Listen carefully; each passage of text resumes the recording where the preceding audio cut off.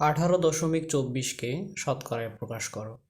18.24কে অর্থাৎ 18.24কে শতকরায় প্রকাশ করার জন্য প্রথমত আমাদেরকে 18.24 এটা লিখতে হবে।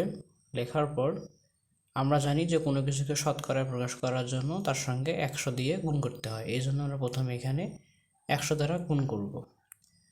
এখন এখানে আমি নিচে এভাবে ভাগ চিহ্ন দিয়ে 100 দেওয়ার কারণ হচ্ছে এখানে একটা দশমিক আছে, এই দশমিকের জন্য আমি এখানে 1 নিছি। এখন দশমিকের পর এখানে দুইটা সংখ্যা আছে, এর কারণে এখানে দুইটা শূন্য লিখছি। তাহলে আমরা যদি এখন এটা গুণ করে দেই অথবা নিচের দুইটা শূন্য উপরের দুইটা শূন্য কেটে দেই, তাহলে 1824 অর্থাৎ 1824 থাকবে।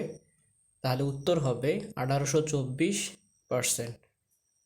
এখানে একটা কথা বলে রাখি, 100 দিয়ে ভাগ করার কারণে এখানে আর দশমিকটা থাকবে না, অর্থাৎ এটা উঠে যাবে।